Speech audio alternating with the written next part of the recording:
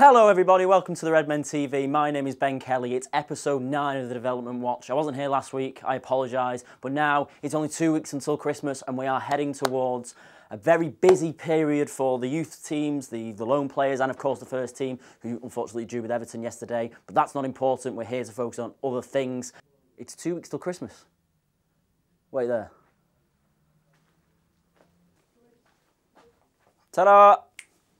How good does this look? I know it's really big, but, you know, it's a Christmas jumper. I'm getting into the Christmas spirit. We're going to get on with it. We're going to start with the under-18s. We're going to start with the youth teams this week because I want to kind of follow up on what I was talking about on Wednesday's video, if you managed to catch that. That was recorded just after I'd come home from Liverpool 2, Spartak Moscow 0 in the UEFA Youth League, Liverpool under-18s. And, of course, the story of Rhian Brewster being racially abused in that game. There was sort of whispers that he had been. He was very upset on the pitch at the time. Steven Gerrard kind of refused to comment on it afterwards because they didn't know exactly what had happened. But now Spartak Moscow defender and actually their captain, Leonid, I don't care, he racially abused somebody. Leonid Moronov has been charged with racial abuse. It's going to be investigated by UEFA's Control, Ethics and Disciplinary Body with a date for the hearing yet to be confirmed. The punishment last time was weak following the fans' abuse of Bobby Adekanye in the away game in the UEFA Youth League. Hopefully this time, obviously it's the second count of racism. They've got a history of it now. Hopefully there's a more stronger punishment for this fella who, quite frankly, is a piece of shit. Other than that, though, they played at the weekend. They played Man United away from home at Carrington Training Ground on Saturday lunchtime. They went 1-0 down, and then actually captain Adam Lewis was sent off. Damn you, Adam Lewis. I sung praises about you 2 weeks ago, and it was 2 bookings. It probably was justified, both of them. They managed to turn it around, though, through goals from Liam Miller and Glenn McCauley. They were 2-1 up with about 30 seconds of stoppage time to go, and Man United, in a typical Man United shithouse way, scored a shithouse goal and stole a point, unfortunately. It was a very snowy fixture and everybody worked so hard, obviously, to try and preserve that league for as long as possible with 10 men, and the points were shared. On to the under-23s, and Rhian Brewster and Ben Woodburn both scored as Neil Critchley's side beat Sunderland 4-1 away from home in Premier League 2. Cameron Brannigan, remember him? He scored from the penalty spot to put us 1-0 up, but they levelled just before half-time. Brewster then scored early in the second half, and then it was Matty Virtue with the third, Ben Woodburn with the fourth, and it was a comfortable 4-1 win in the end for the under-23s. They are now 8 points clear at the top of Premier League 2. Leicester, who are third, have a game in hand on them, so could close that gap, but it's an incredibly strong season for the under-23s so far. Obviously, Danny Ings didn't play yesterday because he actually got on the pitch for the first team in the Merseyside derby, so it's really good to see him back in the first team picture.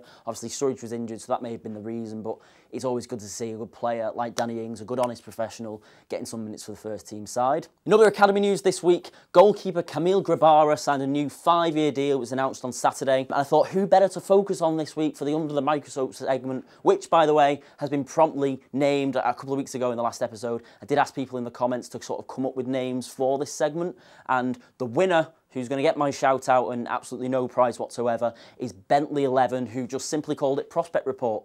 I like it. I like the simplicity of it. I like the snappy name of it. So we're going to call it Prospect Report from now on. Thank you very much.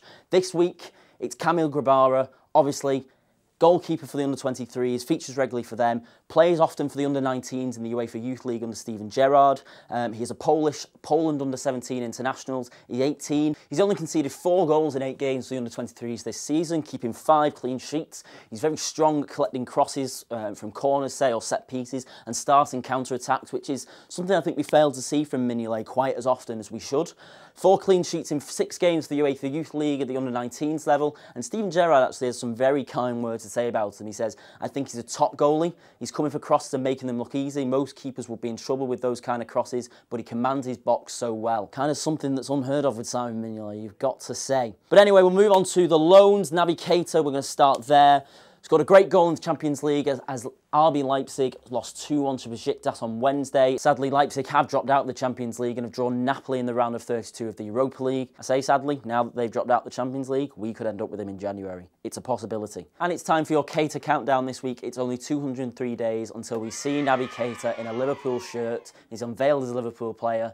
It's getting closer, guys. It's getting closer. We're going to move on. Divock Origi was subbed off with half an hour to play in a 0-0 draw with Hamburg in the Bundesliga. He was once again playing on the wide right, which, to be honest, I'm not convinced is his best position or the position that he wants to play. He's kind of inconsistent out there, so we'll have to keep an eye on it. He's not performing particularly well out there. Sheyi Ojo scored the winner for Fulham in a 1-0 win over Birmingham. It came after 14 minutes. They played on Saturday, 3 o'clock, as all the other Championship games do. It was a really good all-round performance from him, and it's really good to see him playing so brightly after suffering that injury in September. He's fully bounced back from that. He's not let it get him down. Good for him. He's scoring, and that's really good for us to see. Ryan Kent wasn't involved in a 4-3 win for Freiburg away at FC Cologne on Sunday. They were 3-1 down at half-time, though, so I thought it'd be worth bringing up anyway, because it was quite a good game. And finally, Conor Randall played 90 minutes for Hearts in a 1-0 win over Motherwell on Saturday in the SPL. Good clean sheet for them, good performance from him, and that, ladies and gentlemen, is the end of your development watch this week. Thank you very much for watching. Like, subscribe, leave a comment, follow me on Twitter at bkelly776, and I will see you next week for more Christmas development watch fun. Absolutely nothing about this has been Christmassy except for the jumper, but whatever. Thank you very much for watching again. I will see you next week. Bye-bye.